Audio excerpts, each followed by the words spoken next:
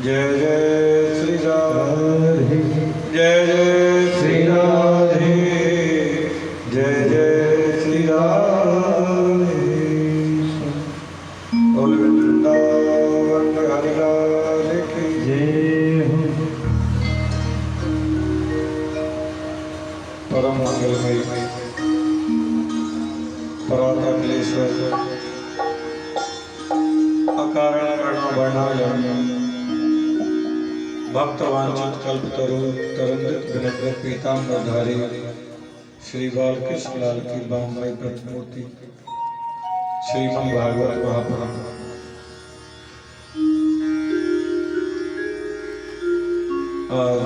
भागवत जी के सत्र में षष्ठम दिवस प्रारंभ करते हैं। कल के सत्र में गोवर्धन लीला का वर्णन सुन रहे थे। बड़ी श्रद्धा और उत्साह के साथ में खूब गोवर्धन पूजन किया, खूब आनंद उत्सव मनाया।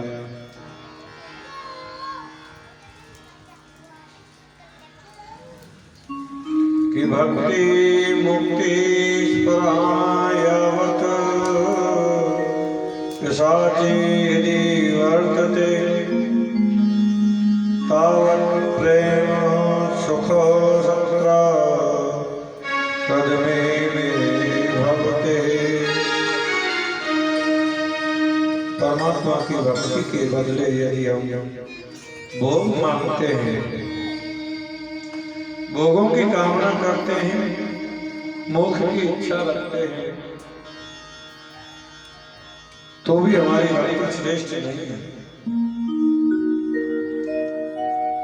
इसलिए परमात्मा के चरणों में जो भक्ति की जाए वो निष्काम होनी चाहिए। निष्काम भक्ति ही प्रभावी हो सकती है। भक्ति तो हमने की और उसके बदले कुछ मांग लिया, ये तो स्वार्थ वाली भक्ति हो गई। निष्काम, जिस भक्ति में कोई कामना न हो। इन ब्रजवासियों ने भी निष्काम प्रेम किया मेरे गोविंद से।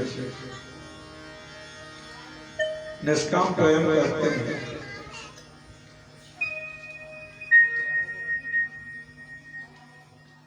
जीवन में इसलिए और देवियों ने भगवान कृष्ण आगे गौचारण के लिए गए जंगल में पहुंचे तो उनको भूख लगी। मेरे गोविंद ने ग्वाल वालों को भेजा और कहा कुछ दूरी पर ब्राह्मण जन यज्ञ कर रहे हैं, आप उनके घर जाओ और उन माताओं से कहना कृष्ण बलराम आए हुए हैं, उनको भूख लगी है। तो माताएं भोग सामग्री बना करके लाई और मेरे गोविंद को खूब भोग खवाया। आनंद से मेरे गोविंद ने भोग पाया। अब पंडित जी हवन पे बैठे हुए थे, कलावा बंधा हुआ है तो उठ के कैसे जाएं?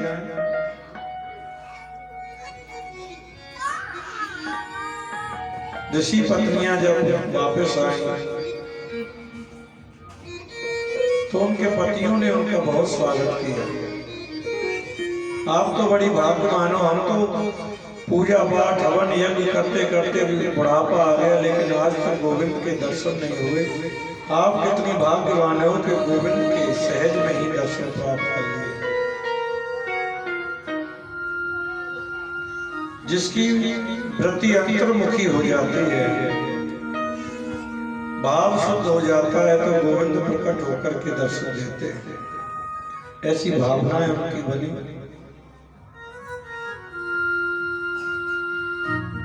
वे कर्मकांडी ज्ञानी संपूर्ण पंडित जो जीवन में अनुभूति परिवर्तित आ जाती है, उनका जीवन बदल गया है।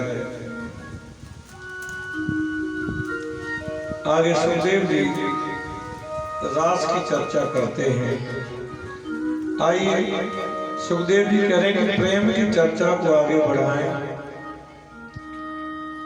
भगवान ने अपने ब्रजवासियों को सपनत वैकुंठ दर्शन कराया। एकादशी व्रत करके नंद बाबा ने रात्रि में स्नान करने गए एकादशी का व्रत रखा हुआ था। रात्रि में आँख जल्दी खुल गई तो सोचा 4 बज गए, तो 2 बजे यमुना में स्नान करने चले गए। रात्रि में जलाशय में स्नान करने गए तो वरुण लोक के जो देवता हैं, जल के देवता वरुण हैं, वो उनको पकड़ करके ले गए। मेरे गोविंद ने जाकर के नंद बाबा को छुड़ा के लेकर के आए।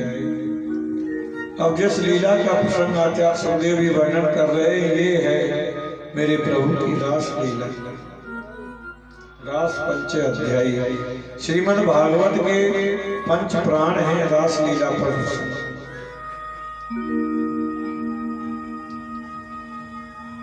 रास का प्रसंग इतना पावन और इतना पवित्र है कि प्रथम सुमेरे भागवत भक्ति भगवत द्वितीय राधे भक्ति व्यास नव भांति वकार, तृतीय कर गुरु सुमति दक्ष सर्वे गिरशीलो, चौथो होए विरक्त वसे बनराज वसीलो, पांचवी भूले दे सुध तब छठी भावना रास की, साथे पावे रीत रस श्री स्वामी हरिदास की। रास का प्रसंग इतना अद्भुत है। स्वामी हरिदास जी महाराज वर्णन कितना सुंदर कर रहे हैं। व्यास जी ने जो नवदा भक्ति बताई है उसका वर्णन किया है, उसके आधार पर जीवन यापन करें हम। उसके आधार पर 3 बातें गुरु श्रेष्ठ बनाए, जो दक्ष हो, सर्वज्ञ हो, रसिक हो, भगवान का प्रेमी हो। चौथी बात है मन में वृत्ति को लामे और वृंदावन में बसने का संकल्प लें, ज्यादा से ज्यादा ब्रज में वास करने का संकल्प लें। 5वीं बात है देह की शुद्धि विसर जाए, और 6ठी बात है कि रास के अधिकारी होता है। मेरे गोविंद ने आया यमुना के किनारे वेणु का निनाद किया है।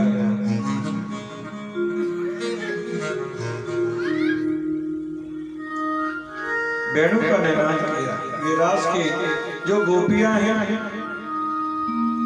जिस वक्त भगवान राम 14 वर्ष वनवास के लिए गए, मेरे रघुवर जब दंडिक वन में निकलने लगे तो दंडिक वन में वास करने वाले जितने भी दाढ़ी वाले बाबा हैं, उन संतों के मन में राम के सौंदर्य को देखकर के ऐसा भाव जागृत हुआ कि हम भी गोपी भाव से प्रभु की सेवा करते, गोपी भाव से गोविंद की सेवा किया। हम लोग भी स्त्री रूप बनकर के, गोपी बनकर के इनकी सेवा करते तो कितना अच्छा होता। वे ही दंडिक वनवासी ऋषि, वो सभी ऋषि ब्रज में गोपी बनकर के आए। भगवान नारायण जब बामन बनकर के गए राजा बलि के यहाँ, और बलि के यहाँ रहने वाली जितनी भी दैत्य कन्याएं हैं, सबके मन में भाव जगा कितना सुंदर मेरे प्रभु का रूप है। अगर हम भी गोपी बन जाते तो इनकी सेवा करते। भगवान जब समुद्र मंथन होगा, कश्यप रूप में भगवान आए, कछुए के रूप में आए, तब भी मत्स्य कन्याओं के मन में भाव जागृत हुआ कि हम भी प्रभु की गोपी बनकर के सेवा करते। और इतना ही नहीं, हमारे 4 वेद हैं, ऋग्वेद, यजुर्वेद, सामवेद, अथर्ववेद। इन चारों वेदों के 3 कांड हैं, ज्ञान कांड, उपासना कांड और कर्म कांड। चारों वेदों के मंत्रों में मंत्रों को यदि गिनना आरंभ करोगे तो चारों वेदों के जो मंत्र हैं वो 1,00,000 मंत्र हैं। 1,00,000 मंत्रों में 4,000 मंत्र ज्ञान कांड के हैं, 80,000 मंत्र कर्म कांड के हैं और 16,000 मंत्र जो हैं वो उपासना कांड के हैं। उप समीपे उपासना, जिस उपासना से हम गोविंद के निकट चले जाते हैं उसे उपासना कहते हैं। वो 16,000 ही गोपियां बनकर के उपासना कांड जो है कि 16,000 जो मंत्र हैं वो गोपी बनकर के आए हैं।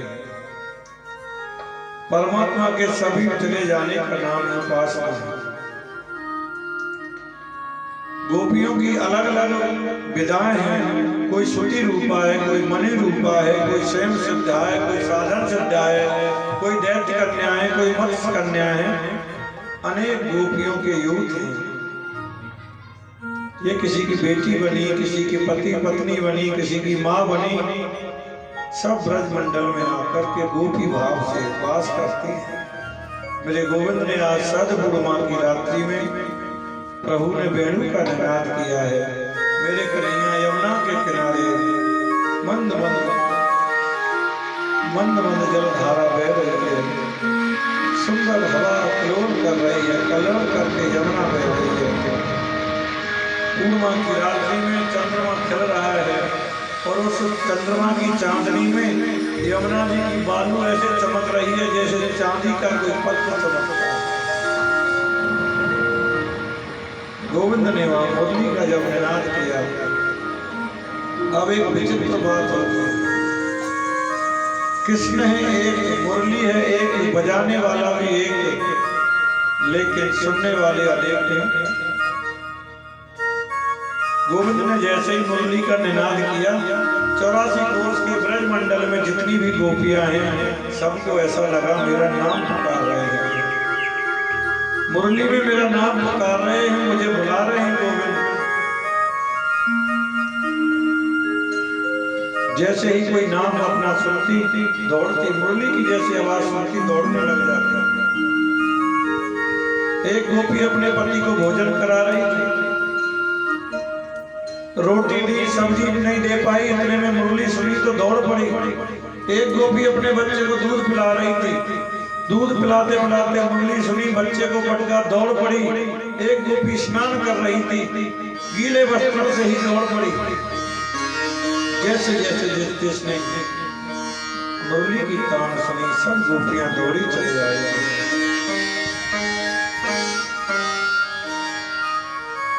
सब गोपियां जब यमुना के किनारे आ गईं तो मेरे गोविंद ने मुस्कुरा करके बहुत स्वागत किया।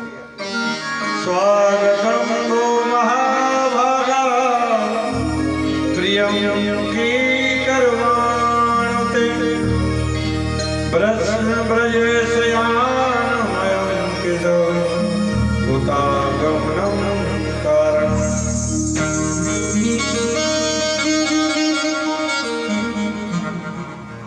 स्वागतम सुस्वागतम,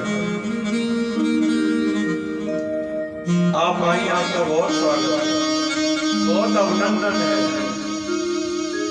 देवियों वास्तव में हे माँ भागा, आपके आगमन से आज मुझे बहुत आनंद मिला है, बहुत सुख मिला है। गोपियों के मन में बड़ी प्रसन्नता हुई। मुरली में हमारा नाम पुकारा, हमको बुलाया और हम आ गए, दौड़ी दौड़ी चले आई।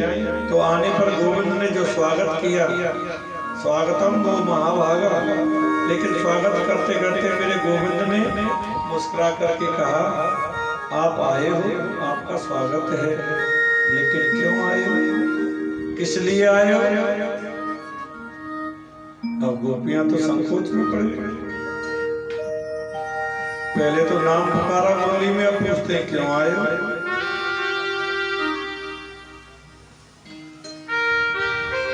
लाखों गोपियों के झुंड में खड़े हुए हैं। गोपियां बोली अब क्या बताएं हमको, सबको छोड़ करके आए और ये हमसे पूछते हैं क्यों आए हो? लाखों गोपियां नीचे को नजर करके यमुना की बालू को अपने पैर के अंगूठे से कुरेद रही है, जवाब नहीं मिल रहा है, क्या कहें? पहले तो बुला लिया, आप कह रहे क्यों आई? गोविंद बोले बताती क्यों नहीं हो, किस लिए आई है यहाँ पर? कि रजनी ये शाम घोर रूपा घोर सत्यम निसेविता प्रीतिया तम ब्रजम नेह स्ते भी संध्या। देवियों, ये रात्रि कितनी घोर रूपा है। इस घोर रात्रि में अपने पतियों को, बच्चों को छोड़कर के निर्जन वन में चली आई, मेरे पास चली आई हो, ये अच्छी बात नहीं है। जाओ, लौट जाओ। नारी का धर्म है अपने पति की सेवा, सर्वोत्तम धर्म है। जाओ अपने पति की सेवा करो। बेचारी गोपियों ने कोई जवाब नहीं दिया, शांत खड़ी हुई है, क्या कहें? नजर नीचे को करके खड़ी हुई है। कन्हैया ने कहा तुमने कोई जवाब नहीं दिया।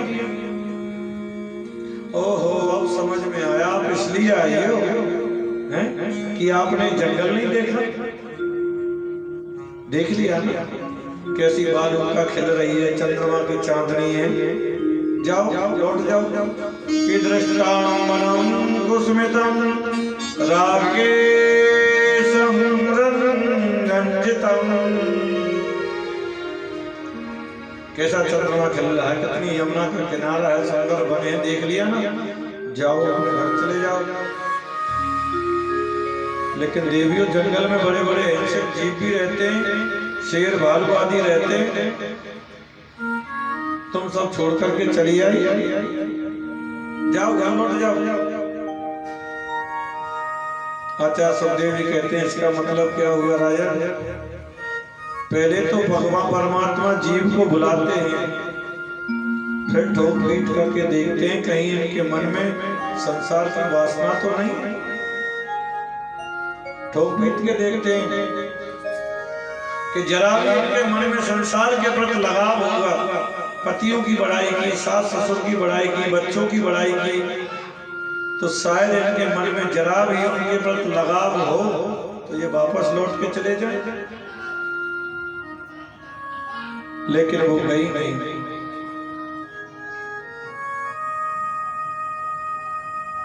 इसका मतलब यही है कि शरीर का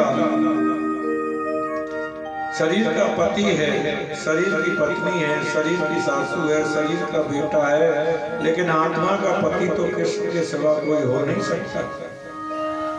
जब तक देह के प्रति अभ्यास है तब तक देह की प्रवृत्ति थोड़ी अभिमानित है, तब तक देह में संबंध रखने वाले के प्रति प्रेम होना स्वभाव है। परंतु जब हम ये समझ ले कि मैं देह नहीं हूं, मैं आत्मा हूं, मैं चिन्मयी आत्मा हूं,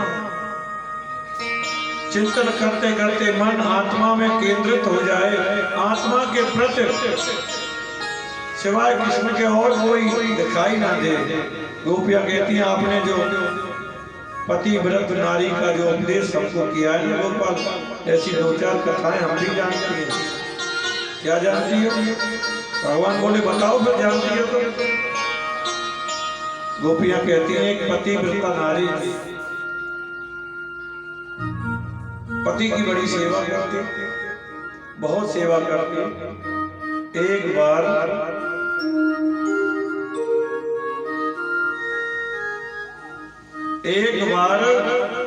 पति उसका विदेश गया धन कमाने के लिए, और पत्नी ने कहा मेरा तो पतिव्रत खराब हो जाएगा, आप जा रहे हो तो मैं क्या करूं?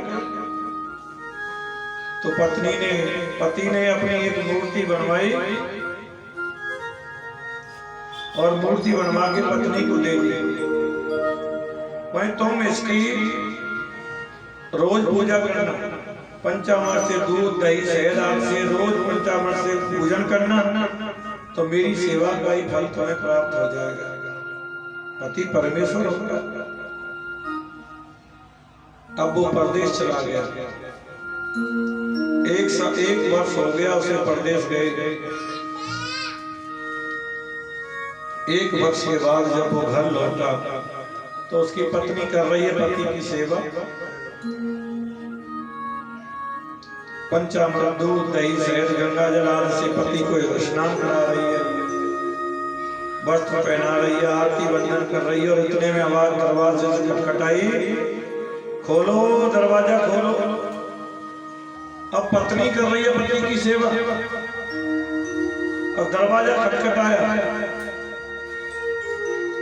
अगर वो पति की सेवा छोड़ करके जाती है तो उसका पतिव्रत धर्म नष्ट होता है, खराब होता है। तो केशव आप बताओ वो क्या करे? भगवान बोले ले कर लो बात।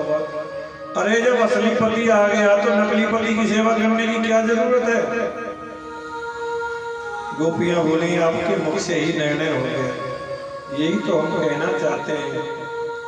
शरीर की पति, शरीर के पुत्र, शरीर का दिए सब कुछ शरीर के हैं, लेकिन आत्मा के पति तो गोविंद आप हो। सिवाय आपके कोई हो नहीं सकता। आत्मा के पति तो आप हो।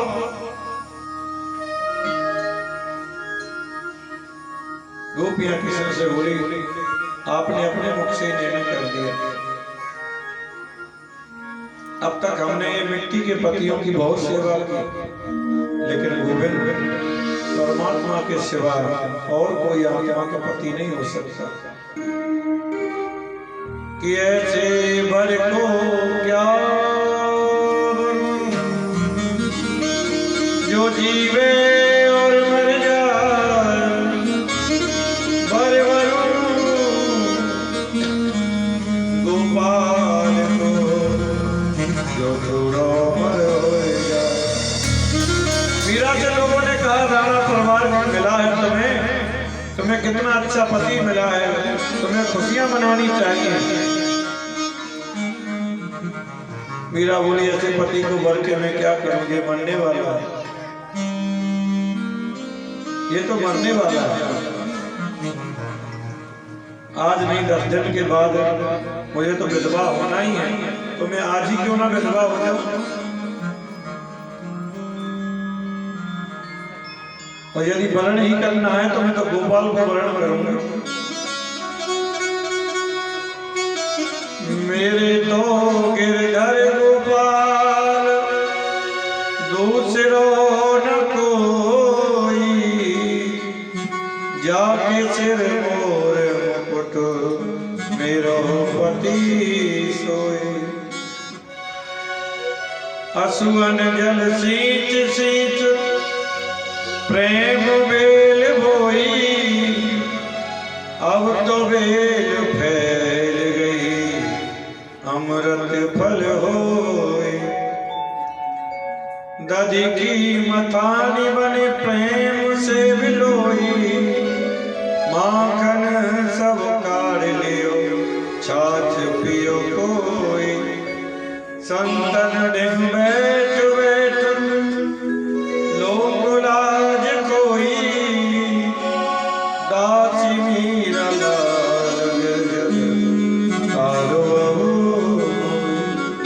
मीरा की अद्भुत भावना को देख करके मेरे कहने अद्भुत भावना है। मेरे कहने का तात्पर्य केवल इतना ही है कि मीरा के अद्भुत भाव हैं, इन्हें हम केवल वाणी से नहीं अपने चरित्र में भी उतारना, अपने जीवन में भी उतारना। गोपियों ने कहा जब आत्मा का साक्षात्कार हो जाए, आत्मा के प्रति सिवाय आपके दूसरा कोई हो नहीं सकता। मेरे गोविंद ने देखा गोपियों की भावनाएं बड़ी सुंदर हैं, बड़ी श्रेष्ठ हैं, तो उनके साथ रास क्रीड़ा करने के लिए तैयार हुए। मेरे गोविंद जितनी गोपियां हैं उतने कृष्ण बने हैं। दो दो गोपी बीच बीच माधव बड़े तन्मय होकर के मेरे गोविंद ने श्री कृष्ण गोविंद हरे मुरारी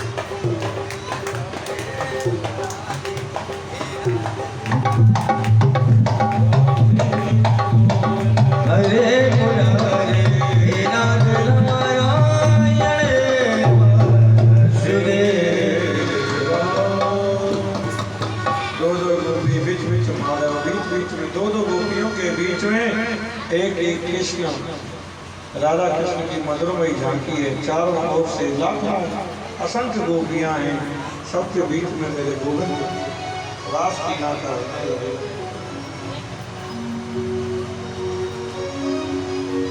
अब गोपियों के मन में थोड़ा अहम आ गया, अभिमान आ गया। गोपियों ने मन में सोचा हम सुंदर ज्यादा हैं, इसीलिए गोविंद हमारे साथ में रास लीला करते हैं, हमारे सौंदर्य पर मोहित होकर के गोविंद रास करते हैं।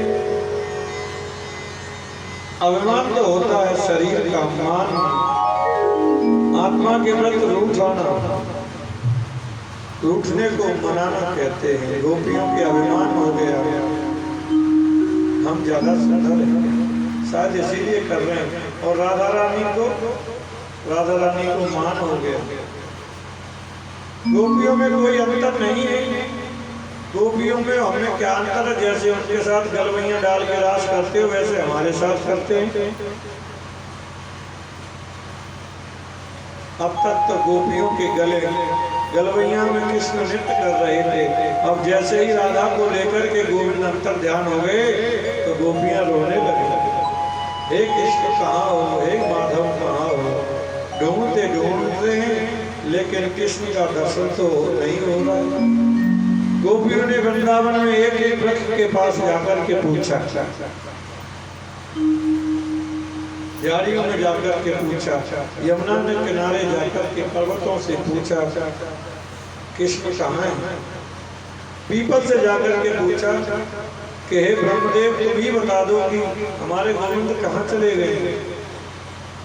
तुलसी देवी से पूछा, एक गोपी बोली ये तो हमारी तो शौक है, ये कहाँ बताएगी कहाँ गए। हमारी गलती, हमसे गलती हो गई, हमसे अपराध बन गया, हमें क्षमा कर दो। हमें जो मन में जो अभिमान आया था। तो पृथ्वी माँ से पूछने लगे, हे पृथ्वी महारानी आपको तो जरूर पता होगा, गोविंद के चरण पड़ते ही आपका स्पर्श होता होगा, मेरे गोविंद कहाँ चले गए हमें छोड़ करके। ऐसा करते करते सब गोपियां पूरे वृंदावन में घूम रही हैं। तन्मयता इतनी आ गई कि गोपियां सोच, एक गोपी तो कह रही है कि आ जाओ ब्रजवासियों, मैंने अग्नि का पान कर लिया है, आप आ जाओ मैं तुम्हें बचाऊंगा। अपने आप को कृष्ण समझने लगी है। लाली मेरे लाल की जित देखूं तित लाल, और लाली देखल मैं यही मैं हूँ है गई लाल। गोविंद को खोजते खोजते लगा कि मैं ही कृष्ण हूँ, ऐसी तन्मयता आ गई उनके अंदर। सबसे पूछते हैं, खोजते खोजते पहुंची हैं, हम तो कृष्ण के चरणों के प्रयासी हैं। राधा को लेकर के गोविंद दूर चले गए। किशोरी ने सोचा यदि गोपियों से अलग रही तो अभी कृष्ण दर्शन नहीं हो सकता, मैं एक बार गोविंद से दूर चली जाऊंगी तो गोपियों की भी दर्शन हो जाएगा। तो राधा रानी बोली मुँह पे तो चलो न जाए। भगवान बोले चलो न जाए तो बैठो करता फिर। जैसे ही राधा रानी कंधे पे बैठने को उदित हुई, भगवान वहां से भी अंतर ध्यान रखे। राधा जी भी रोती बिलखती हुई आ रही है। यमुना के किनारे सारी गोपियां इकट्ठी हुई हैं। राधा जी से पूछा क्या हुआ, तुम्हें भी छोड़ के चले गए? राधा रानी कहती है जो गलती तुमसे हो गई वो मुझसे भी हो गई, इसीलिए मुझे भी छोड़ के चले गए। आनाथ रमण प्रेष्ठ क्वासी क्वासी महाभोज, आनाथ हे रमण हे वल्लभ, आप कहाँ हो, आकर के हमें दर्शन कीजिए। एक बार आकर अपनी माधुर्य झांकी का हमें दर्शन करा दीजिए। गोपियों के संपूर्ण ब्रज में देखा लेकिन गोविंद मिले तो पुनः घूमती हुई यमुना के किनारे आ गई। यमुना कहते भक्ति को, भक्ति का जब जीव आश्रय लेता है तो परमात्मा मिल जाता है। संसार में गोविंद को कहीं भी ढूंढो, लेकिन जब तक यमुना रूपी भक्ति का आश्रय नहीं लोगे गोविंद मिल नहीं सकते, प्राप्त नहीं हो सकते। बीच में राधा रानी बैठी हैं, लाखों गोपियां बैठी हैं, ढूंढना बंद कर दिया है। यमुना के किनारे सब गोपियों राधा रानी के साथ में सद पूर्णिमा की रात्रि में अर्धपहर है, कृष्ण मिलन की कामना को लेकर के एक मंगल गीत गाया, इसे हम कहते हैं गोपी गीत। आचार्य सुखदेव जी कहते हैं राजन इस गोपी गीत का जो जीव नित्य व्रत गाता है, स्मरण करता है, एक दिन गोविंद उसे आकर के जरूर दर्शन देते। जयति तेदिकं जनमना व्रज जयते तेरा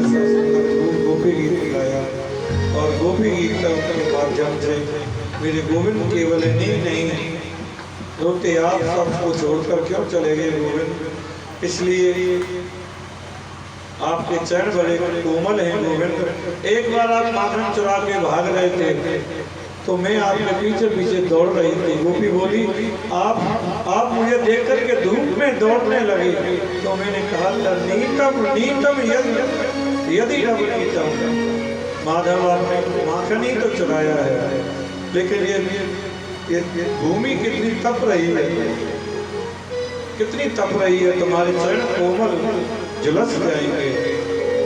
माधव माधव मत भागो मत भागो। आज उन्हीं सुकोमल चरणों को लेकर के हम कहाँ छोड़ करके चले गए गोविंद। आकर के हमें दर्शन दीजिए। सब गोपियों ने श्रमत होकर के ठाकुर जी के आनंद मगन होकर के इधर भगवान देखते हैं। विश्व रूप विश्व सुंदर गोपियां त्रिभुवन सुंदर आप, इनके संग आप रास करोगे। जब उन्होंने गोपी गीत गाया, भक्तिपूर्ण अनुष्ठान आदि किया, उससे मेरे गोविंद गोपियों के बीच में प्रकट हो गए। बोलिए बाल कृष्ण लाल की। जैसे ही गोविंद प्रकट हुए तो वहां कामदेव आ गया। भगवान ने कहा तुम कौन हो? बोले महाराज मेरा नाम है काम। काम? तुम्हारा क्या काम है? बोले महाराज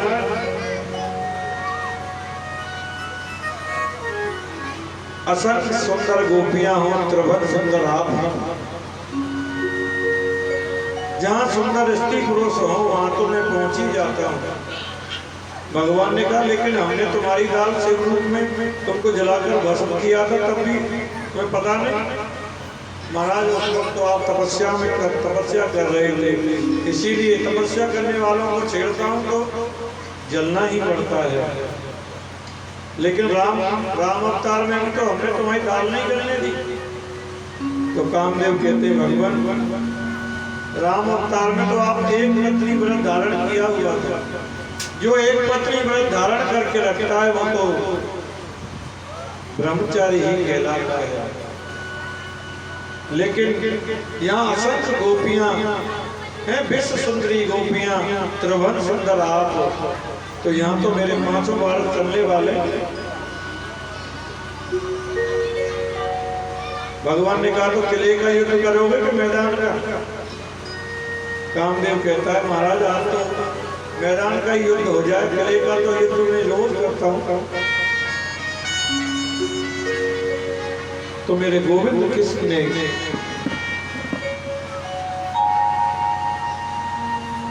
असंख्य गोपियों के साथ में नृत्य करते करते आनंद होकर के बोलिए रास बिहारी भगवान जय। नाचे कृष्ण नाचे गोपी जन, मन मेरा बन गया सखी पावन वृंदावन। नाचे कृष्ण नाचे गोपी जन, मन मेरा बन गया सखी पावन वृंदावन।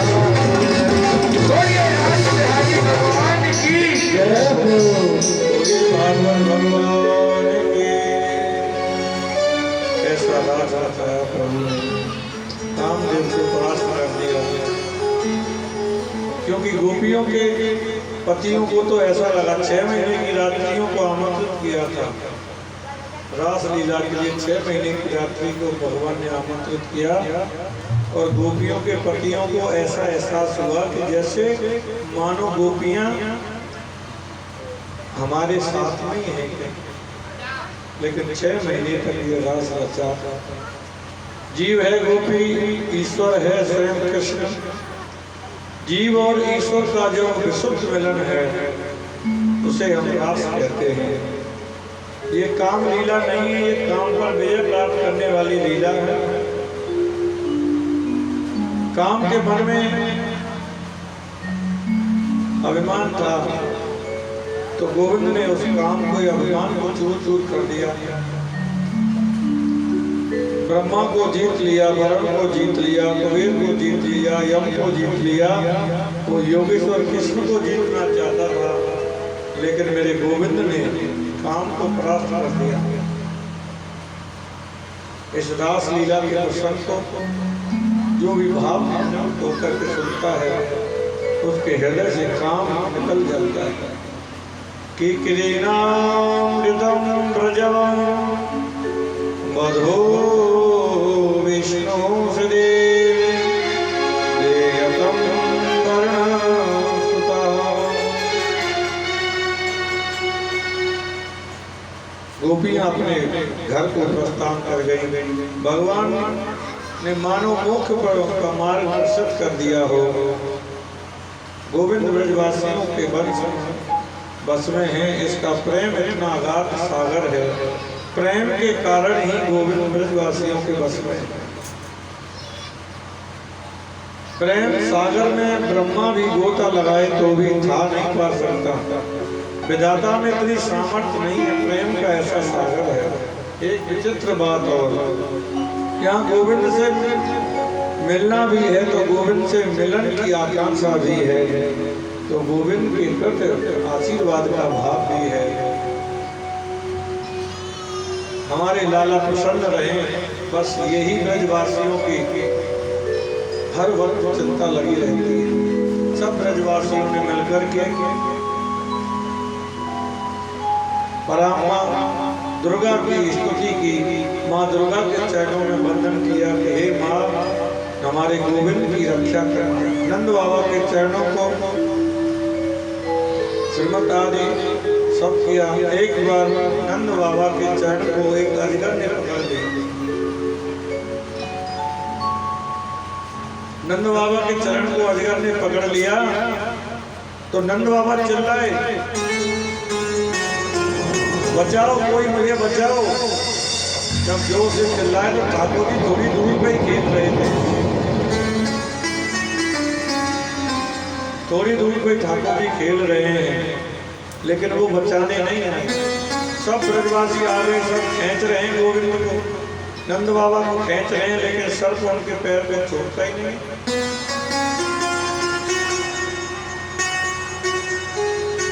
बाद में जब नंद बाबा ने गोविंद को पुकारा, कृष्ण कृष्ण पाई नाम, सर्प ग्रस्त मेरे पैर को सर्प घिस रहा है, खा रहा है, तो माँ करके मेरी रक्षा करो। तो मेरे गोविंद आए और नंद बाबा को बचाया। नंद बाबा ने महल में आकर के कहा, कृष्ण एक बात बताओ, सारे ब्रजवासी आकर के मुझे बचा रहे थे, तो सामने बैठा हुआ कभी आया क्यों नहीं? तो ठाकुर जी कहते हैं, बाबा मेरी एक ही आदत है, जब तक जीव मुझसे रक्षा की अपेक्षा नहीं करता तब तक मैं कुछ नहीं करता। जीव मुझसे रक्षा की अपेक्षा करेगा तो मैं तुरंत उसकी रक्षा करूंगा, लेकिन जब मेरा पिता होने के बावजूद भी जब तक तुमने नहीं पुकारा मैं नहीं आया, मेरा स्वभाव है। तो भगवान कह रहे हैं, जब मैं अपने पिता को बिना बुलाए नहीं बचा सकता तो आप जीवों को कैसे बचाओ? मुझसे रक्षा की अपेक्षा करो। मुझे ऐसा जीव चाहिए मुझे पुकारे और मैं उसकी सहायता करने जाऊंगा। इधर 24 घंटे इसी यत्न में लगा रहता है दिन रात में कैसे गोविंद को मारा जाए। षड्यंत्र रचने में लगा हुआ है कैसे मेरे काल ने इस ब्रजमंडल में जन्म ले लिया है, गोकुल में उसने जन्म ले लिया है।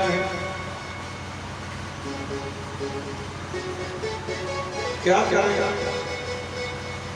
नारद जी कंस के पास में पहुंचे, नेत्र सजल हुए हैं कि राजन क्या कर रहे हो, कब मारोगे कृष्ण को,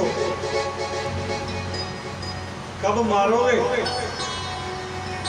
कंस ने कहा महाराज क्या बताऊं, जितने भी राक्षस भेजता हूं सब कोई मुड़ के वापस ही नहीं आता, कोई वापस नहीं आता है। नारद जी कहने लगे मैं कुछ नहीं जानता, मैं तो परसों आपकी विजय चाहता, परसों विजय चाहता है मतलब ऐसा करो तुम्हारे पास शिव जी का रखा हुआ धनुष है, उसका धनुष लेकर रखो। अरे वहां तुम्हारे राक्षस जाते हैं तो कोई वापस नहीं आता, तुम कृष्ण को मथुरा ही मारा, नहीं आएगा धोखे से मार देना। कंस ने कहा महाराज लेकर उसे लेके कौन आएगा? तो कहा अक्रूर जी को भेजो। अक्रूर जी उनके काका लगते, अक्रूर जी को बुलाया गया और उनसे कहा कि आप वृंदावन जाओ और कृष्ण बलराम को लेकर के आओ।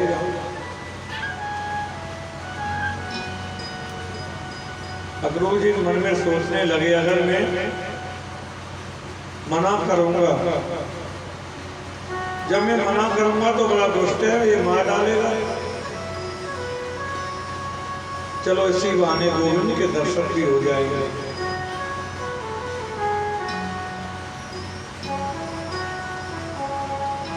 आज अक्रूर जी मथुरा से वृंदावन चले हैं,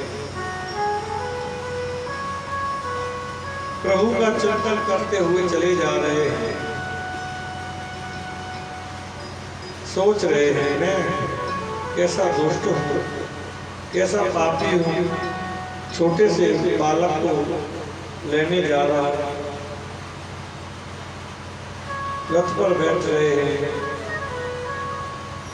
वृंदावन या नंदगांव पहुंचने में ज्यादा से ज्यादा 20 मिनट का समय लगेगा, लेकिन अक्रूर जी ठीक 10 घंटे में वृंदावन पहुंचे। ऐसे तन्मय हो गए उनके गोविंद के चिंतन में, सोचते जा रहे हैं गोविंद की लीलाओं को सोचते हुए जा रहे हैं। घोड़े अपनी मस्ती में घास खाते हुए चढ़ते हुए जा रहे हैं। वृंदावन पहुंचने में अक्रूर जी को 10 घंटे लगे।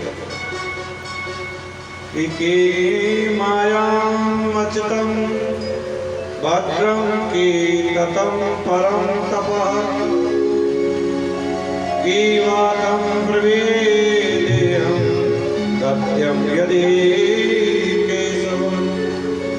अक्रूर जी मन में विचार कर रहे हैं कि ऐसा कौन सा सुंदर कार्य मैंने किया, ऐसा कौन सा सत्कर्म मैंने किया, आज मुझे केशव के दर्शन हो गए, आज मुझे कन्हैया के दर्शन हो गए, अपने गोपाल को मैं देखूंगा। आज मेरे लिए सबसे बड़ी दुर्भाग्य की बात यही है कि कृष्ण को मुझे दर्शन हो जाएगा। और बड़े बड़े मनीषी लोग भी इतनी तपस्या करते हैं तब भी गोविंद का दर्शन नहीं हो पाता। जाते हुए अक्रूर जी पहुंचे हैं, पूरे ब्रज मंडल में खबर फैल गई मथुरा से कोई अक्रूर आया है कृष्ण बलराम को ले जाने के लिए।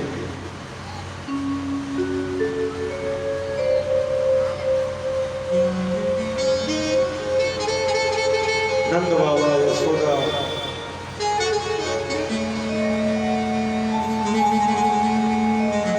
बड़े चिंतित हैं, क्या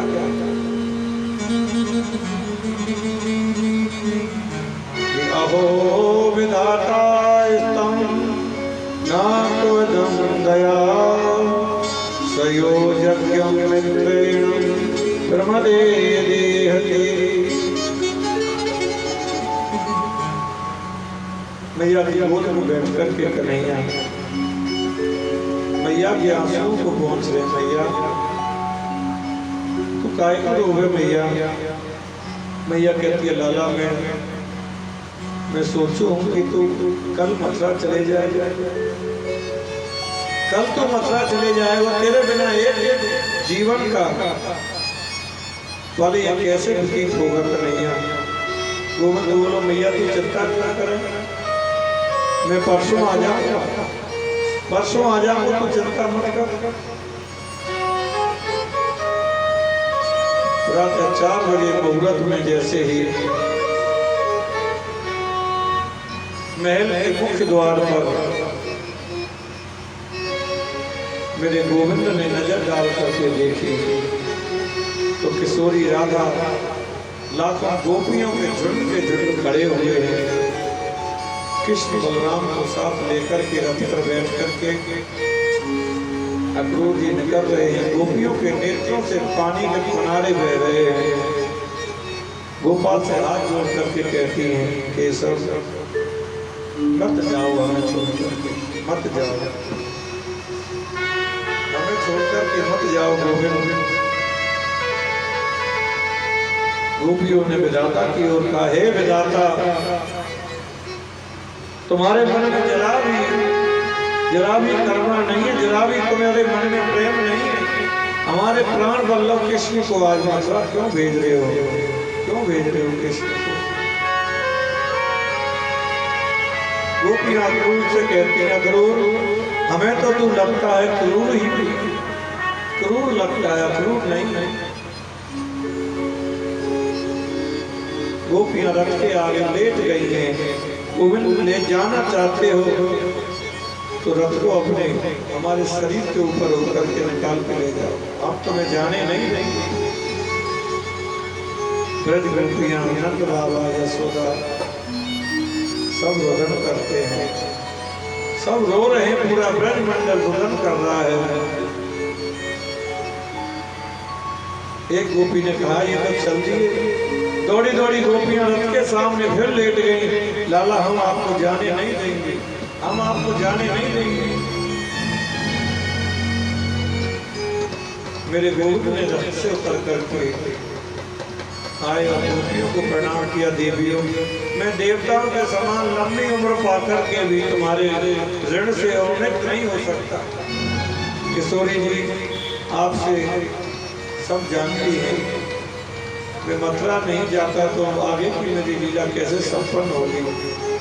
किशोरी राधा को बंसी प्रदान की है मेरे गोविंद ने और कहा मैं परसों आ जाऊंगा, मैं परसों आ जाऊंगा। सबको परसों की कह करके मेरे गोविंद मथुरा चले हैं। जैसे ही गोपाल प्रणाम करके रथ पे विराजमान होकर के आगे बढ़े हैं, पीछे से दौड़ी दौड़ी मैया आई। अरे कोई रथ को रोको तो सही, मेरे लखनैया को रोको तो सही। कृष्ण बलराम ने जैसे देखा मैया आ रही है, मेरे गोविंद रथ से उतर करके माँ के आंखों में लपेट गई। मैया तू काय को मैं कल परसों आ जाऊंगा, मैं परसों आ जाऊंगा। मैया ने प्रेम आंसुओं से लाला के सिर को भिगोया और रोते रोते कहा बेटा मोकू तो आज ही पता चली तू मेरा पुत्र नहीं है, तू तो देवकी नंदन है, तू वसुदेव नंदन हो। 11 वर्ष 56 दिन पहले ना जाने वसुदेव जी क्या वो अदला बदली कर गए, पता नहीं चला। मेरा क्या अधिकार है तेरे, मैं तुम्हें कैसे रोक सकती हूँ। एक ग्वालिन गोपी ने तुमसे निवेदन करती हूँ गोपाल। भगवान कहते हैं कहो मैया क्या बात है। मैया बोली मैं इतनी निष्ठुर हो गई तो तू एक मटकी के मिट्टी की मटकी तोड़ने के कारण मुझे ऊपर से बांध दिया। मैंने तू मथुरा में जाकर के मेरी की हुई लीलाओं सोचना नहीं। भगवान बोले कैसी बात करे भैया, तेरी मिट्टी की मटकी जैसी औकात नहीं क्या मेरी, एक मिट्टी के बदले मुझे बांध दिया। यह बात कभी स्मरण मत करना गोपाल, कृष्ण बलराम दोनों चरणों में गिर पड़े और मैया के बार बार क्षमा हिचकियों से रो पड़े, क्षमा याचना करते हैं। और मैया में परसों आ जाओ, मैं परसों आ जाओ। ना चांत्रम प्रियसी ना पूर्वम ना पीचावत पूर्वापरि विरतेषु जैसे जगनम मन। मन में सोचो, जिस परमात्मा के आदि का पता नहीं, अंत का पता नहीं, जिसके आदि अंत का पता नहीं है, वो यशोदा के प्रेम में कैसा विलाप कर रहा है, कैसा रो रहा है। जब तक रथ की ध्वजा दिखाई देती रही तब तक सब ब्रजवासी देखते रहे, जब तक रथ की धूल उड़ती रही सब देखते रहे। मेरे गोविंद मथुरा में पहुंचे। मथुरा नगरी में गोविंद का बहुत स्वागत, बड़ी अच्छी देखभाल से स्वागत हुआ है मथुरा नगरी में। सब लोग स्वागत कर रहे हैं मेरे गोविंद का। नंद बाबा जी ग्वाल बाल सब देख रहे हैं। ग्वाल बाल कहने लगे, भैया आपकी मथुरा में तो बड़ा स्वागत है और हमारे ये फटे टूटे कपड़े, भाई हमें बड़ी शर्म आ रहा है। गोविंद हमें बहुत शर्म आ गई।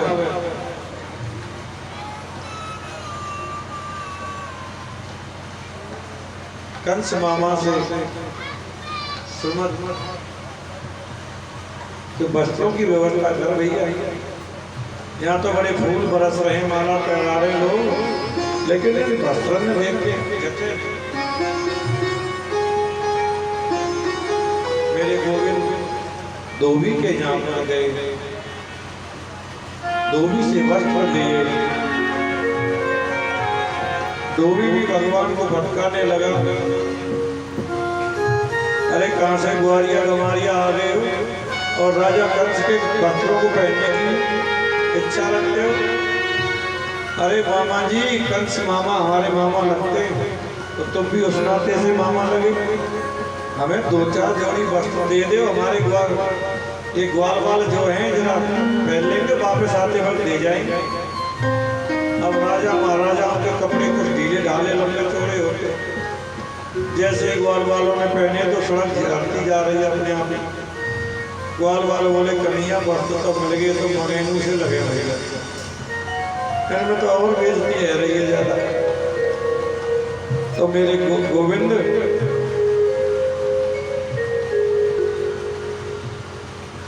दर्जी के यहाँ पर गए, वहां जाकर के उनको, दर्जी जो था मेरे गोविंद का भक्त था, लेकिन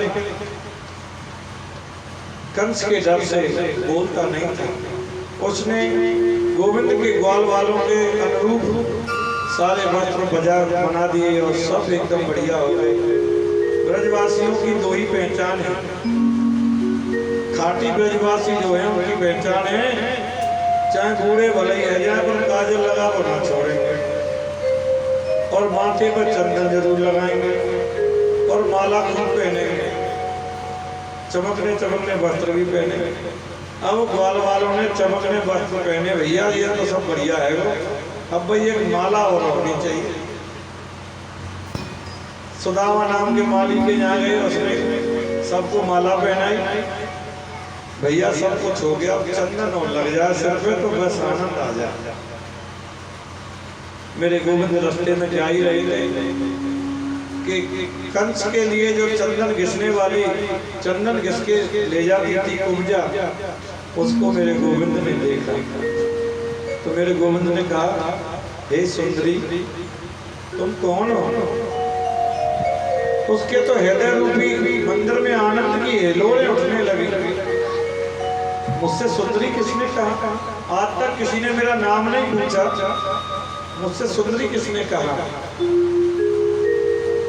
भगवान के लगे आपको ज्यादा, बहुत ज्यादा अच्छा लगे तो ये चंदन हमारे सब सखाओं को लगा दो और जरा थोड़ा सा हमें भी लगा दो। तो कुब्जा ने सभी के मस्तक पर चंदन लगाया और मेरे गोविंद ने एक पैर से उसके पैर को दबाया और थोड़ी को जैसे ही ऊपर को किया तो वो तो परम सुंदरी नारी बन गई। कंस के सेवकों ने जाकर के सूचना दी, महाराज तुम्हारे धोबी से वस्त्र ले लिए हैं, दर्जी से वस्त्र सिलवा लिए, माली से फूल हार पहन लिए और वो कुब्जा जो तुम्हारे लिए चंदन घिसके लाती थी उसको भी गोविंद ने एकदम परम सुंदरी नारी बना दिया। अच्छा, कंस के नर कोई जादू वादू जानता है क्या?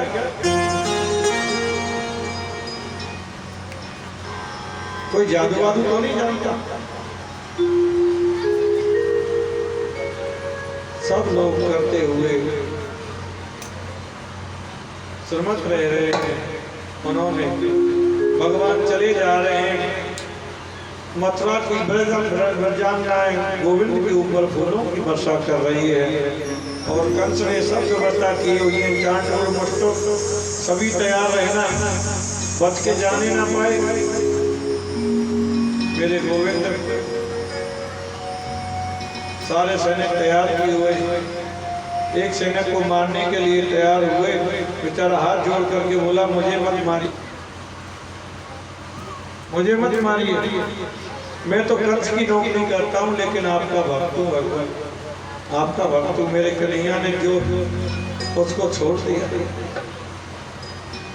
और चले जा रहे हैं। रंगभूमि सजी हुई है,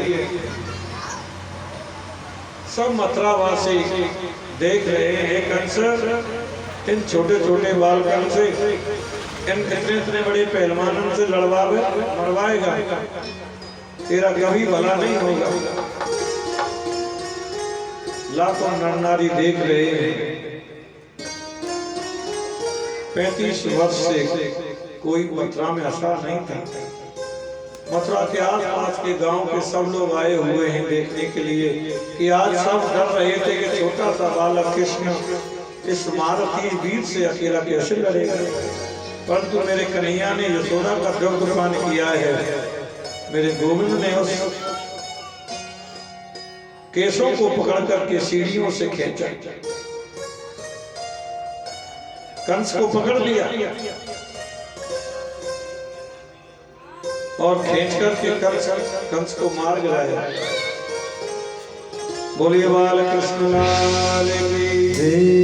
सब मथुरा वासियों को इतना आनंद मग्न हुआ, सब आनंद की हुलोरें उठने लगे, सब नाचने लगे, नृत्य करने लगे। कंस की पत्नियां जब रोदन करने लगी तो मेरे गोविंद ने उनको आत्मोपदेश किया, आत्मा के प्रति उन्हें जागृत किया। कंस की पत्नियों ने कंस का हृदय से उद्धार किया और मेरे गोविंद ने नाना हुसैन को राजगद्दी पर अभिषिक्त कर दिया, गद्दी पर विराजमान किया। मेरे गोविंद ने उग्रसेन जी राजगद्दी पर बैठे।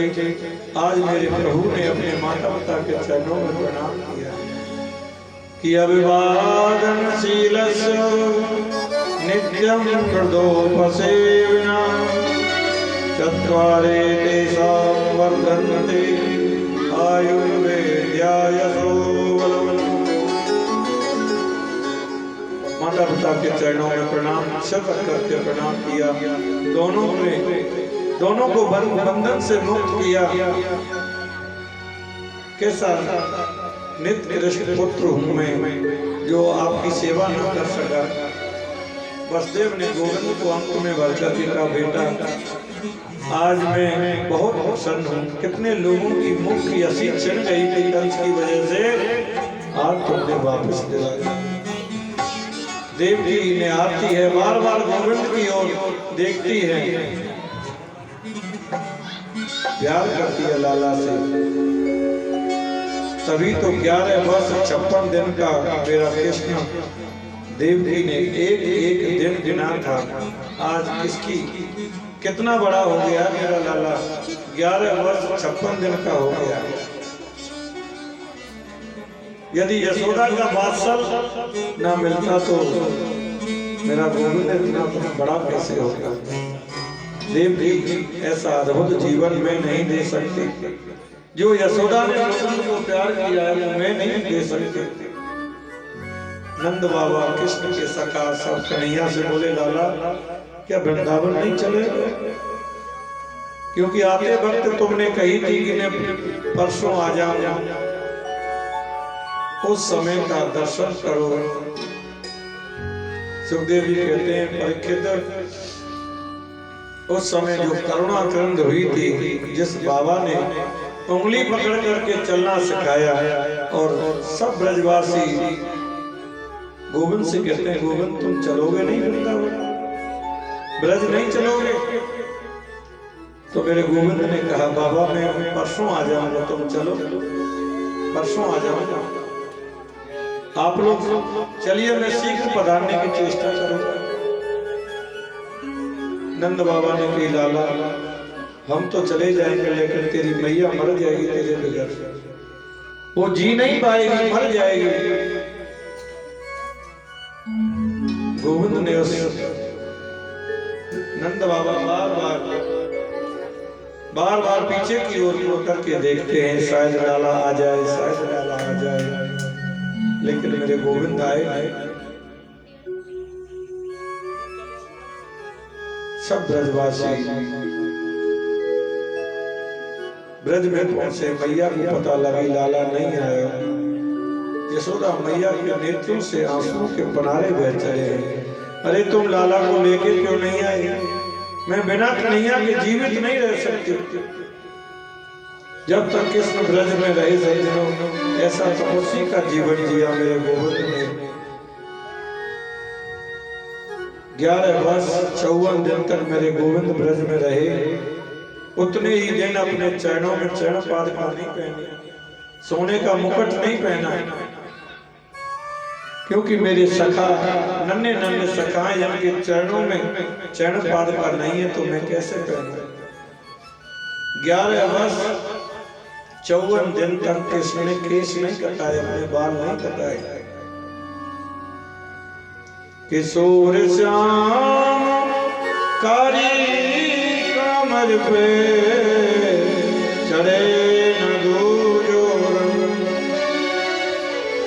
क्योंकि कृष्ण कितने मित्र ऐसे हैं जिनके वस्त्र भी नहीं है, इतने गरीब हैं। मेरे गोविंद बिल्कुल उनके जैसे ही बन के रहे, कहीं इनको ऐसा ना लगे मैं अलग हूँ, ये अलग है। गोविंद ने बहुत लीला की है।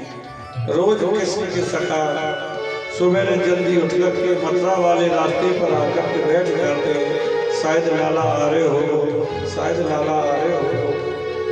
लेकिन शाम होते ही घर लौट करके जाते हैं, मैया आज भी कन्हैया नहीं आया, आज भी कन्हैया नहीं आया।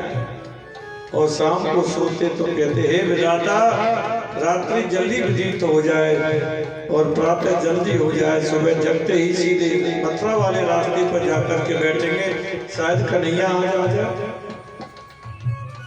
ऐसे करते करते वर्षों बीत गए, वर्षों बीत गए। आज कृष्ण का जनेऊ संस्कार आदि कराया।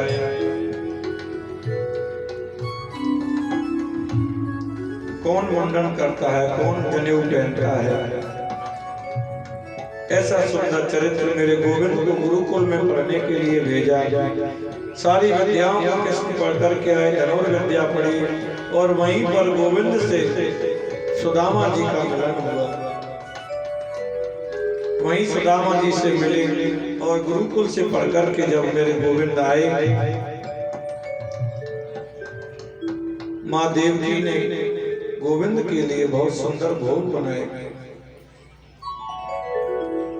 बहुत सुंदर भोग बनाए। और भोग बना करके जैसे ही थाली लेकर के चली तो सोचने लगी मेरे कन्हैया तो माखन मिश्री प्यारो लगे। जैसे ही एक कोने में माखन रखा और थाली लेकर के जैसे ही गोविंद के कक्ष में गई और गोविंद ने जैसे ही माखन देखा तो माखन देखते ही माँ यशोदा की याद आ गई और हिचकियों से रो पड़े। माँ देवकी तो डर गई, पता नहीं क्या बात है, लाला रोता क्यों है? वसुदेव जी को जाकर के कहा तुमको अपने कामों से फुर्सत ही नहीं है। लाला को जाकर के पूछो क्या बात है, कोई तकलीफ है, कोई परेशानी है, क्यों रोता है। वसुदेव जी कहते हैं मैं भी तो उसके स्वभाव से परिचित नहीं, क्यों रोता है। तो वसुदेव जी ने उद्धव को भेजा, उद्धव तुम जाओ और कन्हैया से पूछो क्या बात है, कोई परेशानी है, कोई कष्ट है, क्यों रोते हैं,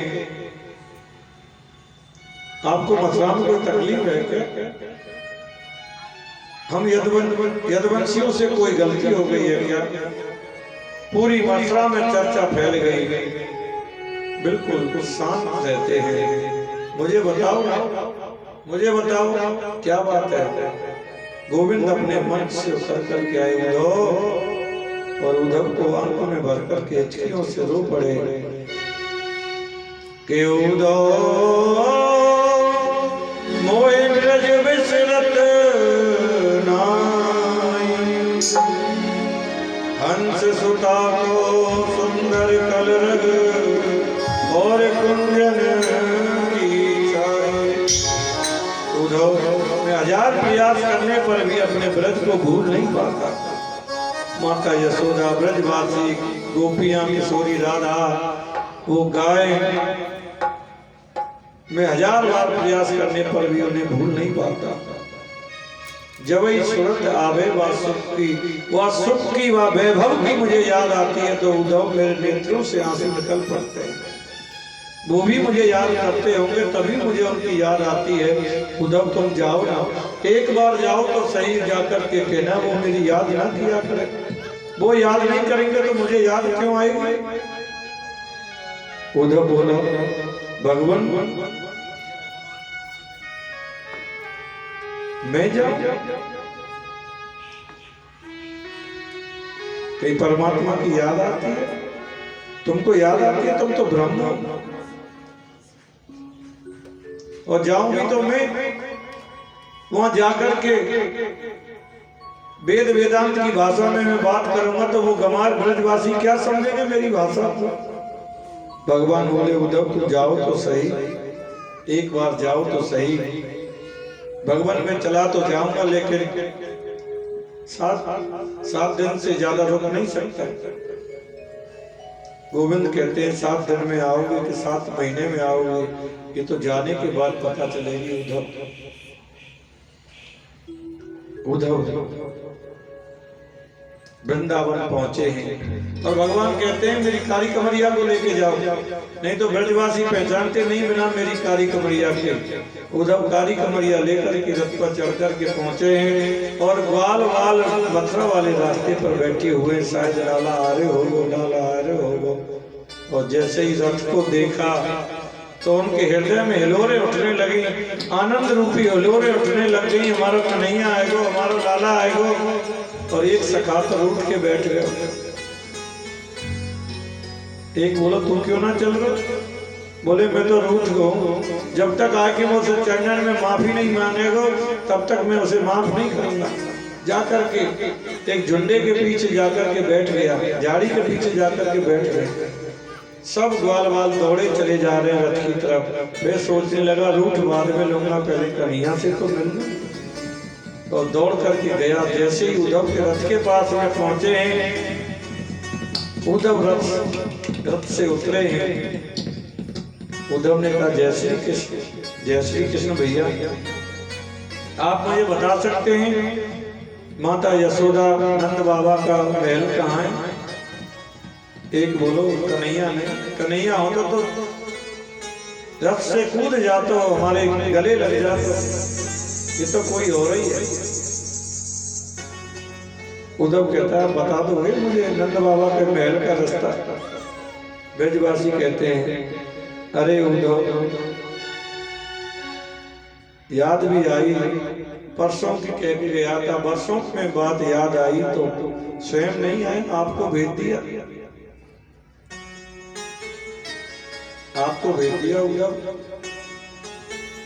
उद्धव कहता है मुझे नंद बाबा का महल का रास्ता बताओ। ग्वाल वाल कहते हैं, गोप कहते हैं। उद्धव नंद बाबा के महल का रास्ता बताने की जरूरत नहीं है। अब तो नंद बाबा के महल का रास्ता बड़ा आसान हो गया है।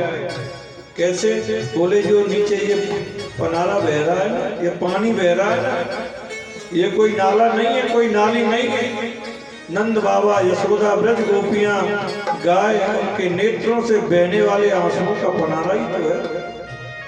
ऐसा देख करके उद्धव के तो पैरों से जमीन खिसकते, हे भगवान, ऐसा प्रेम मैंने कभी नहीं देखा। उद्धव, इस पानी के रास्ते रास्ते चले जाओ, जहां इस पानी का अंत है वही नंद रानी का महल है, वही नंद रानी का महल है। उद्धव गए नंद रानी के महल में। जैसे ही प्रवेश किया, हर कोने से जय श्री कृष्ण, जय श्री कृष्ण, जय श्री कृष्ण की धुनी आती है। ऐसा विचित्र महल है। और एक पलना में, पलना के पास में मैया बैठी है, पलना जला रही है, पलना जला रही है। उद्धव ने, ब्रजवासियों ने सारा किया, जोर से बोलो, मैया सुन नहीं पाती। जैसे ही उद्धव ने कहा मैया जय श्री कृष्ण, मैया कहती कौन है भैया, जरा धीरे बोलो, अभी कन्हैया मेरा सोया है, अभी सुलाया मैंने, तुम्हारी आवाज से जग जाएगा। उद्धव कहता लेकिन मैया मैं तो उन्हें मथुरा छोड़ के, नहीं नहीं, मेरा कन्हैया कभी छोड़ के नहीं जाएगा, कभी बहू मांगे, कभी चंदा मांगे हैं।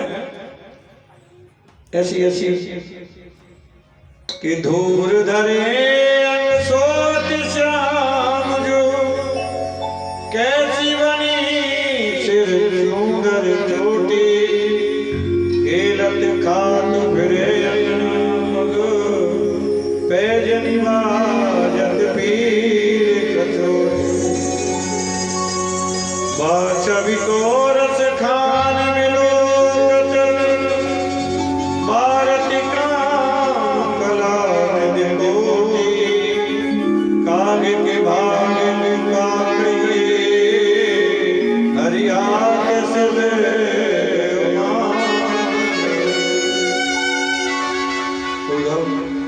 ये वही आंगन है, ये वही पलना है, यहाँ पर मैं अपने कन्हैया को सुलाता।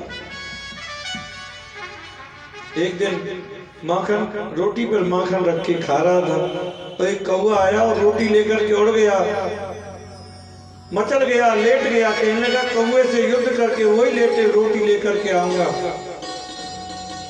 ऐसो ऐसो उद्यम करे उद्धव, मेरा कन्हैया कहीं नहीं जा सकता। उद्धव जी कहते हैं लेकिन मैया मैं तो मथुरा, नहीं नहीं, मेरा कन्हैया कभी नहीं जा सकता मथुरा, मेरा कन्हैया पलना में सो रहा है। उद्धव कहते हैं दर्शन करा सकती है?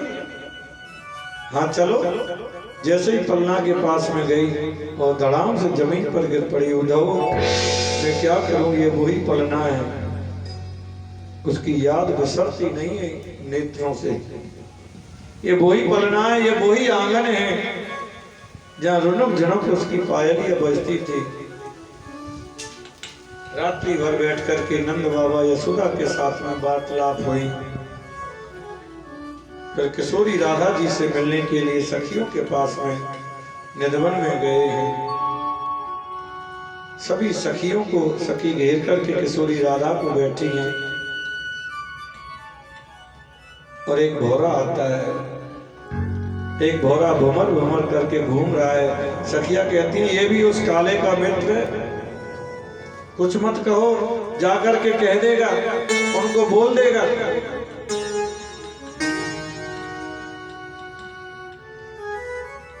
एक सखी हाथ जोड़ करके बोली लाडली जी, आज लाला मोह को पनघट पर मिले, पनघट पे मिले। जल की मटकी उठाकर जैसे ही मैंने अपने सिर पर रखी, पीछे से मेरे संग घर तक आए और मैंने जैसे ही मुड़ करके देखा तो आंखें खुल गई। एक बोली मैंने भी ठाकुर जी को देखा।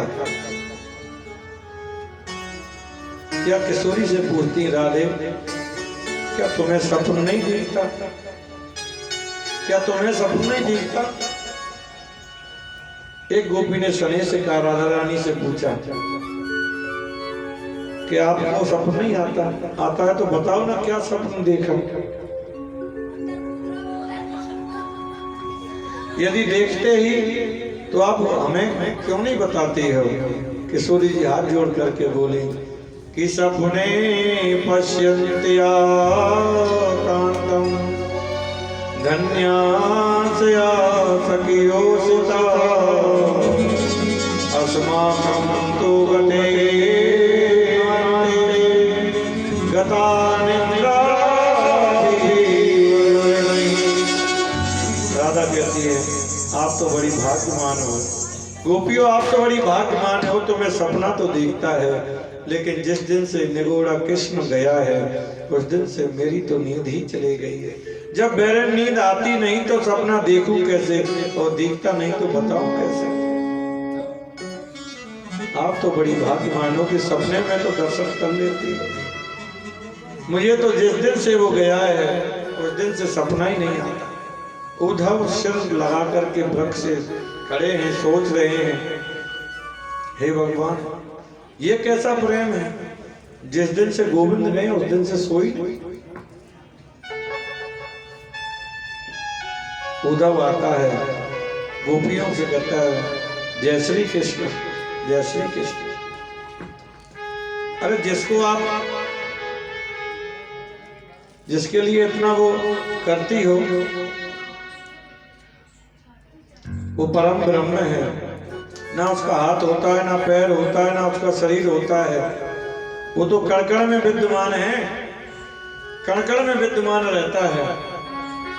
एक गोपी कहती है यदि उसके हाथ नहीं होते तो मटकी उठाई कैसे? उसके पैर नहीं होते तो गाय चराने गया कैसे? अगर उसका शरीर नहीं होता तो रास कैसे रचाया उसने? उद्धव तुम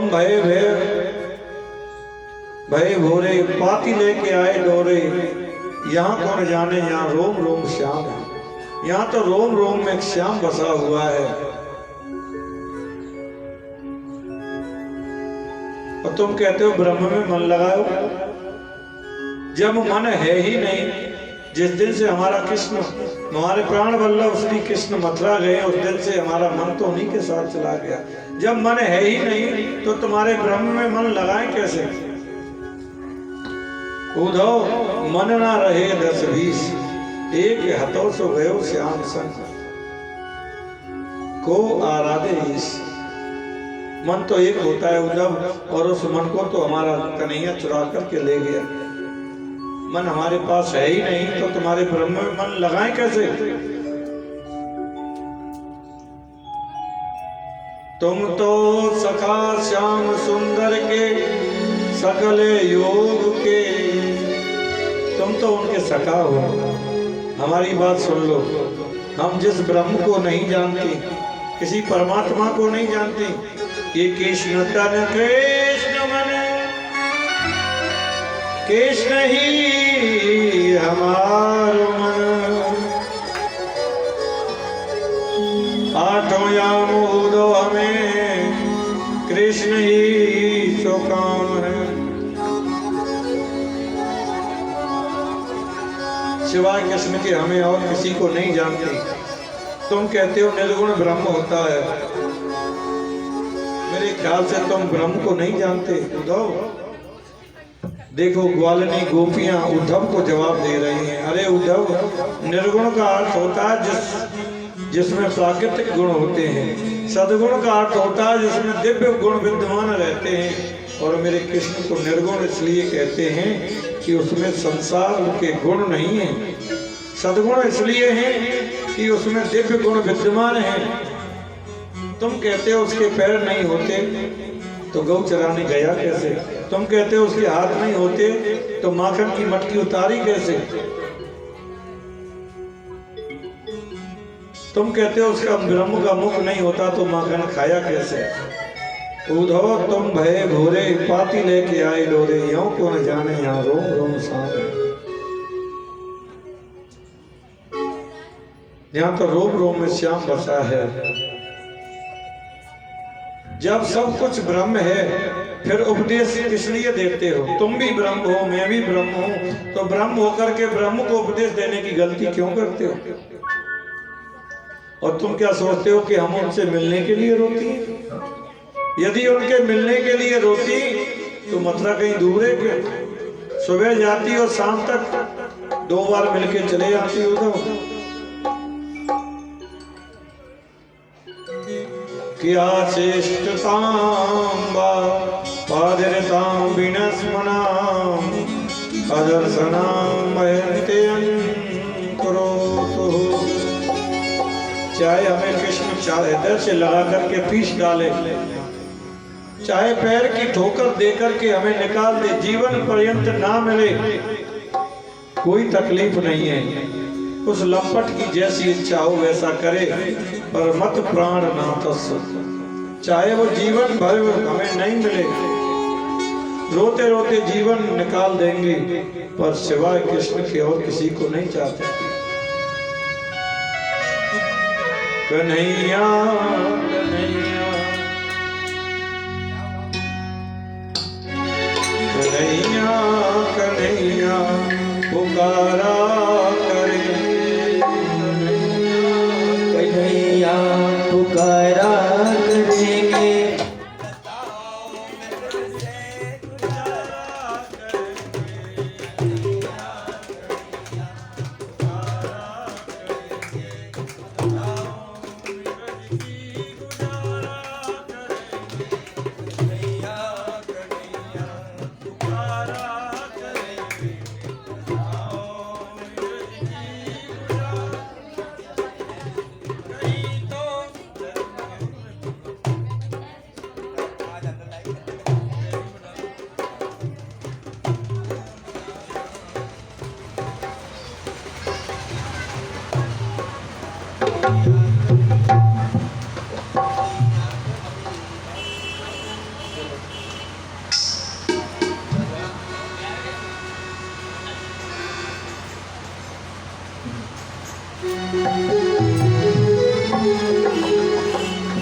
कन्हैया कन्हैया पुकारा करेंगे, कन्हैया कन्हैया पुकारा करेंगे, कन्हैया पुकारा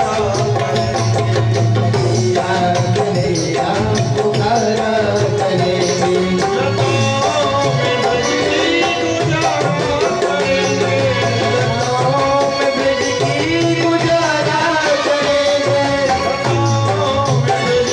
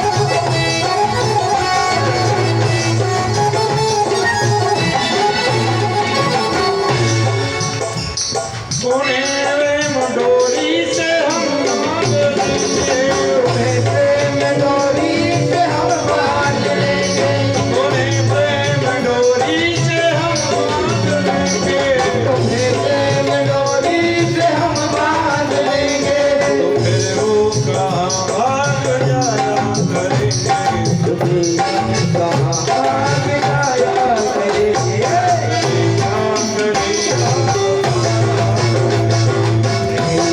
कन्हैया पुकारा करेंगे, लताओं में जिंदगी गुजारा करेंगे, ओ लताओं में जिंदगी गुजारा करेंगे। बाकी बिहारी लाल की है।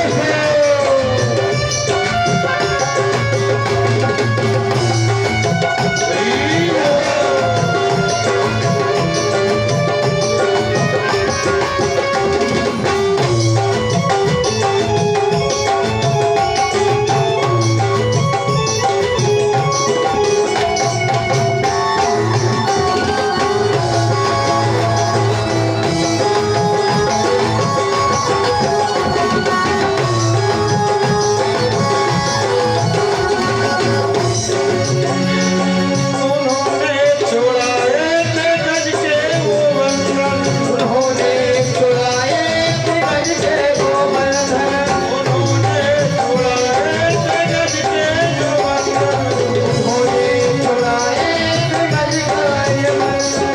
वही तेरे बंधन मिटाया करेंगे, वही तेरे बंधन मिटाया करेंगे,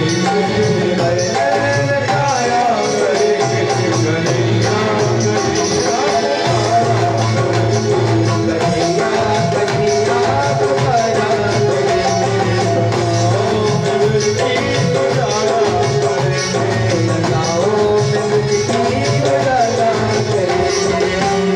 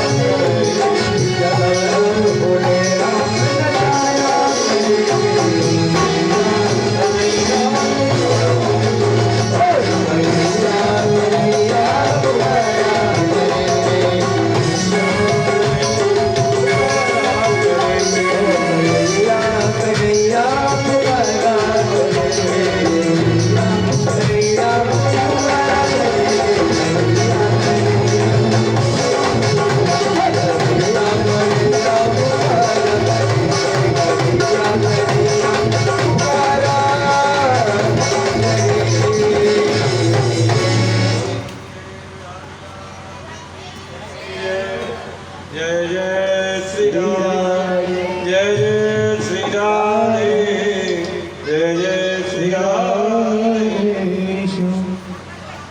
वंदे नत्रवृद्रीणां पादरेण वक्त्रं यासां हरिकथोदितं पुनाति भवनं यते। आचार्य सुखदेव जी कहते हैं, राजन, ये बृहस्पति के शिष्य उद्धव जी इन गोपियों के चरणों की धूल में प्रणाम करने लगे कि मेरे जैसा ज्ञानी भी तुम्हारे चरणों की धूल के कण के बराबर नहीं है। आप तो बहुत महान है, बहुत महान है। मुझ पे ऐसी कृपा कर दो कि आपके चरणों की धूल उड़कर के मेरे मस्तक पर लग जाए तो मेरा जीवन पावन हो जाए। उद्धव को प्रेम बजाई गुमगुमी, ज्ञान बजाई गुमगुमी, प्रेम बजायो ढोल। उद्धव जी ने अब प्रेम के ढोल के आगे डुमडुमगी कौन सके। उद्धव जी ने ऐसा गोता लगाया कि 7 महीने तक उद्धव को होश ही नहीं रहा। ब्रजरथ में पड़ा रहा, उसे होश ही नहीं रहा। और जब नेत्र खुले तो बोले आहा कितना आनंद आ रहा है, हे भगवान इस ब्रज रज में ही पड़ा रहो। ऊधो सूधो है चलो सुन गोपीन के बैन। गोपीन के बैन सुनकर के उद्धव भागा और मथुरा जाकर के जैसे ही गोविंद के कक्ष में प्रवेश किया तो कहने लगा मैंने तुम्हारे जैसा निष्ठुर दुनिया में कोई नहीं देखा। भगवान बोले क्या हुआ उद्धव? अरे वो ब्रजवासी ब्रज गोपियां किशोरी राधा आपके प्रेम में, आपकी विरह अग्नि में माँ यशोदा नंद बाबा ब्रज गोपियां सब कितना रोदन करती हैं। बिना भक्ति के ज्ञान नहीं है, बिना भक्ति के ज्ञान पंगु होता है, और जो भक्ति है वो अंधी है। दोनों की ही जरूरत है। तुम ज्ञानी तो थे उद्धव, लेकिन विनम्र नहीं थे। पढ़े लिखे विद्वान हो, मैंने सोचा तुम्हारे ज्ञान पर भक्ति का पुट यदि लगा दिया जाए तो सोने पे सुहागा हो जाएगा। लेकिन प्रभु मैं बाधा करके आया हूं, अभी मेरे साथ चलो वृंदावन, अभी मेरे साथ चलो। भगवान कहते हैं उद्धव आंख बंद करो। जैसे ही उद्धव ने आंख बंद की और कहा नेत्र खोल करके देखो, जैसे ही नेत्र खोल करके देखा किशोरी राधा ब्रज गोपियां समस्त वहीं प्रकट हो गई। उद्धव ने कहा ये क्या भगवान, ये क्या है? भगवान कहते हैं उद्धव राधा और कृष्ण तो एक ही चीज है। राधा और कृष्ण एक ही तत्व है, एक ही ज्योति दो रूप में परिणत हुई है, उसे राधा माधव कहते हैं। राम रूपे भवते सीता रुक्मणी कृष्ण जन्मनि। भगवान नारायण की पत्नी लक्ष्मी है, वही लक्ष्मी जब राम की पत्नी सीता बनी, और वही सीता मेरे गोविंद की पत्नी रुक्मणी बनी। तो राधा कौन है? बोले राधा तो कृष्ण है। कृष्ण राधा रूप एक ही ज्योति दो रूपों में परिणत हुई है, उसे हम राधा माधव कहते हैं, राधा माधव कहते हैं। इसलिए राधा का प्रेम और गोपियों का प्रेम हमारे प्रेम जैसा नहीं था, निश्चल प्रेम था। निर्गुण ब्रह्म को जो अंगुली पर नचा दे वो प्रेम है, वो प्रेम था उनका। चुल्लू वर छाछ पर छचिया वर छाछ पे नाच नचा पे गोविंद उनके आगे पीछे डोलता। उद्धव को उनका सर्वांग दर्शन हुआ। उद्धव को गोपियों के जो समस्त भक्ति के स्वरूप हैं उनके साथ में दर्शन हुआ, और आज उद्धव गदगद हो गए। इसके बाद कन्हैया कुब्जा के घर आए, अक्रूर जी के मन में आनंद की अनुभूति हुई। और इधर कंस की जो दो पत्नी थी हस्ती और प्राप्ति, कंस कहते हैं अभिमान को, और अभिमान की पत्नी दो हैं हस्ती और प्राप्ति, भागवत में लिखा है। तो कंस रूपी अभिमान की पत्नी हस्ती और प्राप्ति, हस्ती माने है और प्राप्ति माने होगा। दोनों ने जाकर के जरासंध से शिकायत लगा दी, और जरासंध ने 13 अक्षौणी सेना लेकर के मथुरा पर चढ़ाई कर दी। मेरे गोविंद ने 17 बार जरासंध को हरा दिया। एक कालनेमिक नाम का राक्षस भी आया, उसका भी मेरे गोविंद ने उद्धार कर दिया, उसका भी उद्धार कर दिया।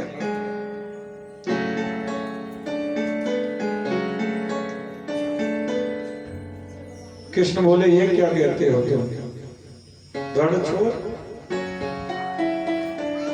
18वीं बार 10,000 ब्राह्मणों को पूजा पर बिठा करके आया था कि यदि इस बार मैं हार गया तो तुम सब ब्राह्मणों के सिर को धड़ से अलग कर दूंगा, और यदि मैं जीत गया तो इतना धन दौलत दूंगा, इतना वैभव दूंगा कि जीवन में तुम्हें कहीं किसी से याचना करने की जरूरत नहीं होगी। आज मेरे गोविंद उन 10,000 ब्राह्मणों की मंत्र शक्ति की वजह से मथुरा छोड़ करके भाग गए,